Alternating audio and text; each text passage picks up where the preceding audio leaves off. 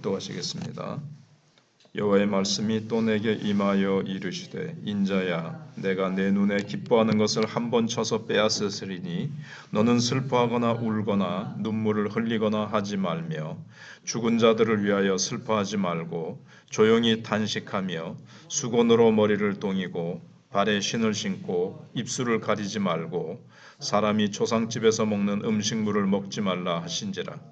내가 아침에 백성에게 말하였더니 저녁에 내 아내가 죽었으므로 아침에 내가 받은 명령대로 행하매 백성이 내게 이르되 내가 행하는 이 일이 우리와 무슨 상관이 있는지 너는 우리에게 말하지 아니하겠느냐 하므로 내가 그들에게 대답하기를 여호와의 말씀이 내게 임하여 이르시되 너는 이스라엘 족속에게 이르기를 주 여호와의 말씀에 내 성소는 너희 세력의 영광이요 너희 눈의 기쁨이요 너희 마음의 아낌이 되거니와 내가 더럽힐 것이며 너희의 버려둔 처녀를 칼에 엎드러지게 할지라.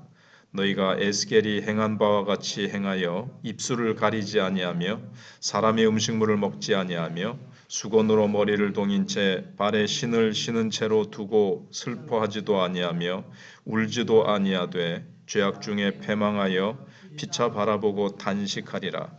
이같이 에스겔이 너희에게 표징이 되리니 그가 행한 대로 너희가 다 행할지라.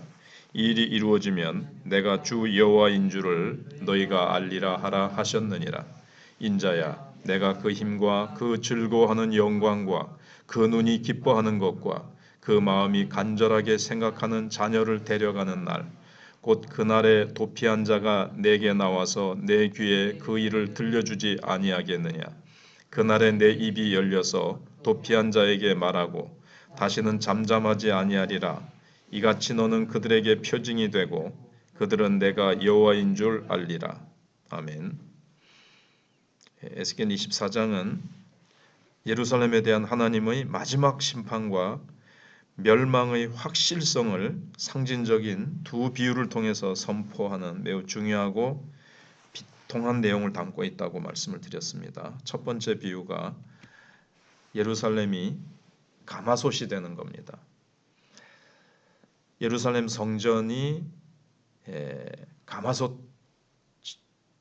되고 어제 말씀드린 대로 그 안에 좋은 고기와 뼈를 넣어서 무르도록 삶는데 근데 그 솥에 또 녹이 쓸어 있습니다. 먼저는 고기와 뼈는 예루살렘 안에 있는 유다 백성들을 말합니다. 그들은 예루살렘 성전이 있는 한 우리는 절대 안전하다고 믿고 있는데 바벨론 왕 느부갓네살이 둘러싸서 3년 동안 2년 정도, 3년 정도 둘러싸고 완전히 그들을 압박합니다. 그래서 결국은 멸망합니다. 그리고 나서 두 번째 비유는 오늘 에스겔 아내의 죽음입니다. 이거는 행동 예언입니다. 행동을 통해서 예언을 하시는 거죠. 하나님께서는 에스겔이 가장 기뻐하는 것 그게 뭐냐면 에스겔의 아내입니다. 가장 기뻐하고 사랑하고 눈에 넣어도 아프지 않는 존재를 갑자기 치실 것이라는 겁니다. 그렇게 말씀하셨는데 그날 저녁에 죽어요. 근데 에스겔 너는 슬퍼하거나 울거나 눈물을 흘리지 말라고 명령하십니다. 에스겔은 그날 저녁에 아내를 잃고 다음날 아침에 하나님의 명령대로 애곡하지도 않고 그 가족이나 가까운 사람이 죽었을 때 그 행하는 예식이 있습니다. 그래서 뭐 입술을 가리지도 말고 어떻게 초상도 치르지 말라는 거죠. 그리고 조용히 백성에게 말합니다. 에스겔의 아내는 개인적인 가장 큰 기쁨이자 소망이었거든요. 이 예언은 에스겔 개인적인 고통을 통해서 예루살렘 백성의 미래를 상징적으로 보여주는 겁니다. 16절에 있는 대로 가장 큰 슬픔인데 인자야 내가 내 눈에 기뻐하는 것을 한 번 쳐서 빼앗으니 너는 슬퍼하거나 울거나 눈물을 흘리거나 하지 말며 가장 기뻐하는 아내를 갑자기 데려가시겠다는 겁니다. 그러나 에스겔은 슬퍼하거나 울거나 눈물을 흘리지 말라는 명령을 받습니다. 에스겔이 아내의 죽음 앞에서 침묵하며 슬픔을 드러내지 않자 백성들이 그 의미가 뭐냐? 아내가 죽었는데도 울지도 않고 아무런 애곡과 예식도 안 하다니 이게 무슨 뜻이냐 이게? 뭘 우리와 무슨 상관이 있느냐 이렇게 물어보니까 에스겔이 예루살렘 성전의 파괴를 상징하는 것이다. 이렇게 알려줍니다. 예루살렘 성전은 뭡니까? 이스라엘 백성이 가장 사랑하고 아끼고 눈에 넣어도 아프지 않도록 그렇게 자랑스럽고 의지하는 대상이었습니다. 에스겔에게 아내가 가장 기쁨이었듯이 예루살렘 사람들의 가장 큰 기쁨과 자랑은 성전이거든요. 근데 하나님께서 그 성전을 파괴시키겠다는 겁니다. 그들에게는 가장 큰 슬픔이죠. 그러나 너무나도 큰 충격과 공포에 빠져서 슬퍼할 겨를조차 없을 것이다. 너무 충격이 돼가지고 눈물도 안 나오고 슬퍼할 수도 없어요. 그냥 포로되어서 그냥 벌거벗겨진 채 맨발로 끌려가는 그런 상황이고 마음에 너무 큰 충격이 돼서 울지도 못할 그런 심판이 너에게 임할 것이다. 이렇게 말씀하시는 겁니다. 그래서 19절에서 백성들이 물어보고 에스겔은 답을 해주는데 23절 24절에서 백성들은 여기 이같이 에스겔이 너에게 표징이 되리니 그가 행한 대로 너희가 다 행할지라. 에스겔이 울지도 못하고 장례 예식을 치르지도 못한 것 같이 일이 이루어지면 내가 주 여호와인 줄 너희가 알리라. 정말 에스겔이 말한 대로 그렇게 예루살렘 성전이 파괴되고 정말 우리가 울 수도 없는 상황이 되고 나서야 여호와 하나님이 진짜 하나님이시구나. 우리가 섬겼던 우상들 그런 건 다 가짜고 여호와 하나님만이 진짜 하나님이시구나 하는 것을 알게 될 것이라는 겁니다. 그러니까 이제 성전이 파괴되었을 때 백성들은 충격에 빠져 슬퍼할 줄도 모르게 된다는 겁니다. 하나님이 내 삶에서 가장 소중한 것을 침묵 속에 거두어 가실 때 그것이 하나님의 최종적인 교훈이라는 것을 알고 믿고 우리는 이제 영적 그 의미를 깨달아야 됩니다. 여기서 우리는 하나님이 심판에 불가피하다. 하나님은 공의 하나님이시기 때문에 회개하라 회개하라 회개하라 계속 그렇게 말씀하시지만 무한히 하나님께서는 심판을 유보하시는 것은 아닙니다. 끝까지 회개하지 않으면 하나님께서 때가 되면 하나님은 공의 하나님이시기 때문에 심판하시는데 왜 심판하시는가? 죄로부터 정결함을 받게 하기 위해서 그렇게 하시는 것입니다. 삶의 가장 소중한 것을 잃는 고난 속에서 이제 그들은 하나님의 뜻을 구하게 될 것이고 세상의 어떤 것보다도 하나님만을 의지하는 믿음을 굳세게 하기 위해서 하나님께서는 이들에게 가장 소중한 것을 하나님보다 더 소중하게 여겼던 것들을 이제 하나님께서 잃게 만드시는 겁니다.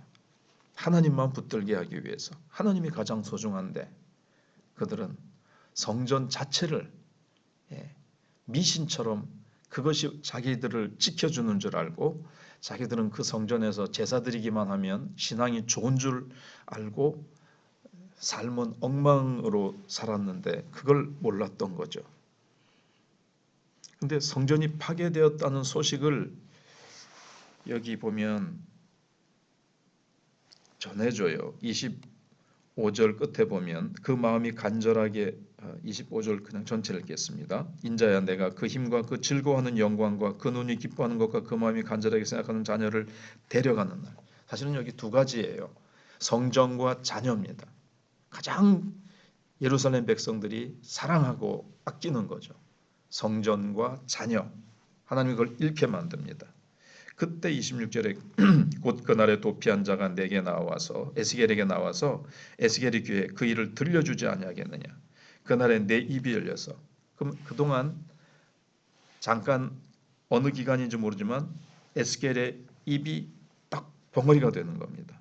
그래서 그동안 말을 못하다가 백성들이 그 말 하고 나서 예루살렘 성전이 파괴되는 날까지 에스겔의 입은 닫혀서 벙어리 되어 있다가 하나님이 예언하신 게 그대로 성취되어서 성전은 파괴되고 자녀들은 다 끌려가게 되고 나 죽습니다. 그렇게 된 그날에 누군가 와서 에스겔에게 당신이 말한 대로 이렇게 됐습니다. 여호사람생 성전은 파괴되고 자녀들이 다 끌려갔습니다. 라고 말을 하는 순간 그날 에스겔이 그동안 벙어리 되어 있다가 입이 열린다는 겁니다. 그리고 도피한 자에게 말하고 다시는 잠잠하지 아니하리라. 그러면서 이제 에스겔에 막 이제 또 예언을 합니다. 그때 그들이 에스겔이 참 선지자구나. 그리고 여호와 하나님이 참 여호와 우리의 하나님이시구나 하는 것을 깨닫게 될 것이라는 겁니다. 심판이 완성된 후에야 그들은 에스겔이 주었던 그 메시지가 참된 것이라는 것을 이제 알게 되는데, 그리고 하나님이 참 하나님이라는 것을 알게 되는데, 우리는 여기서 어제도 말씀드린 것처럼 그렇게 심판이 임하고서야 깨닫는 것이 아니라 그 전에 하나님의 말씀 앞에서 성령께서 우리에게 말씀하실 때 우리가 부족한 부분이 있다면 그것을 회개하고 하나님께서 회개케 하시는 부분들, 내가 새롭게 해야 될 부분들을 우리는 말씀 앞에서 새롭게 해야 된다는 겁니다. 내 삶에서 가장 기뻐하고 의지하는 성전은 무엇입니까? 이스라엘 유다 백성들이 가장 소중히 여겼던 것처럼 그것을 하나님께서 참 가져가시기 전에 우리는 하나님 앞에서 정말 하나님보다 내가 더 소중히 여기는 것, 내가 가장 귀하게 여기는 그것들이 아니라 정말 하나님이 나에게 가장 소중한 분이시고 나는 유다 백성처럼 성전을 의지하는 것이 아니라 성전이 나를 지켜줄 것이다가 아니라 정말 예수 그리스도가 나의 피난처가 되시고 나의 반석이 되시고 예수 그리스도만이 나의 모든 의지의 대상이라는 것을 우리는 기억해야 되겠고, 하나님이 아닌 다른 것을 더 사랑할 때 언제라도 심판의 그것이 대상이 될 수 있고 하나님이 그것을 가져가실 수 있다는 것, 내가 하나님보다 더 사랑하는 것이 있으면 하나님은 가져가 버리십니다.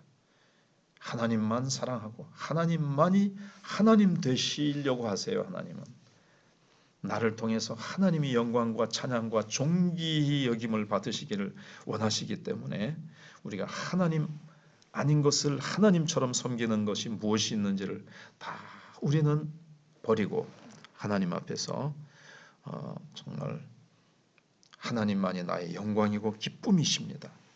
그렇게 우리는 고백하며 그렇게 살아가는 하나님의 백성들이 되어야 되겠습니다. 기도하겠습니다.